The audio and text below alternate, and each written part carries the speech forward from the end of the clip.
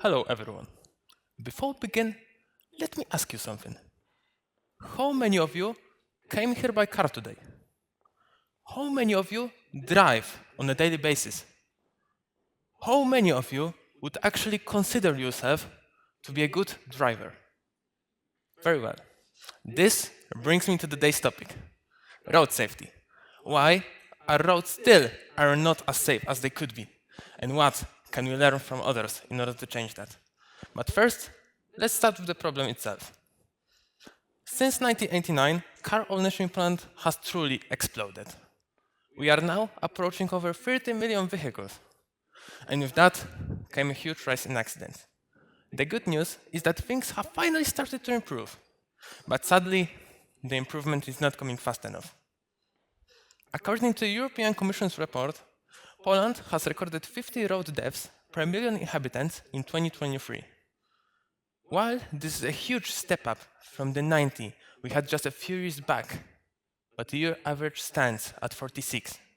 And the best countries in the Union, such as Sweden and Denmark, tally up to around 25. So yes, we have made progress, but being average, or even slightly above average, should not be our main goal. If other countries can reach numbers as low as 25, so can we. Let's see what they are doing differently. First, Germany. Poland allows drivers to collect 24 points before losing your license. The Germans allow only 8, but they use them much more strategically. For example, if you are caught speeding by around 25 km per hour, for the first time nothing happens except a simple fine. But it happens again, in a short time frame, you lose your license, starting with a month-lasting penalty. Simple, clear, and effective. Poland has adopted similar measures a few years back. If you are caught speeding by 50 km per hour in build-up areas, you automatically lose your license for at least 3 months. And also, there are plans to expand this rule to apply to outside of towns too, and to make the most serious infractions punishable even by jail time. What differentiates these two systems is the refinement. The German systems, especially thresholds, are much lower, but the punishments are also less severe. This creates an environment where drivers are expected to change their ways and to improve their driving before they cause a serious accident. Now, let's take a look at Sweden, which approaches road safety in a completely different way. Instead of focusing on punishing dangerous behaviors, Sweden designed its roads so that mistakes, which are inevitable, don't have tragic consequences. This idea is the backbone of their Vision Zero program, introduced back in 1997. The whole philosophy is based upon a simple but a powerful truth. People are flawed. Someone will always misjudge a gap in traffic. Someone will always take a turn too quickly. Someone will always glance at their phone at the wrong time. Sweden shapes the environment in order to reduce the chances that a small mistake escalates into a fatality. A great example are roundabouts. First of all, they force you to slow down naturally due to their serendipitous nature. Secondly, they simplify your job as a driver, as you only need to watch out for cars coming from one direction.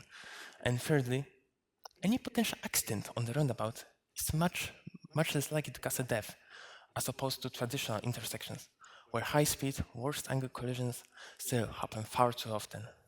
Another thing are modern guardrails, which absorb the force of the impact, potentially saving lives. Placing such measures in places where people have historically crashed, for example tight turns, is an effective solution. The same thing with median barriers, which separate 2 lanes on busy roads. This can prevent an accidental intrusion into oncoming traffic and prevents head-on collisions, which at a certain speed are almost certainly deadly.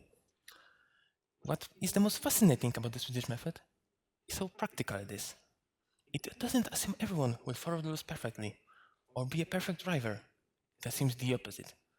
And by creating roads which forgive human error, Sweden has managed to save countless of lives.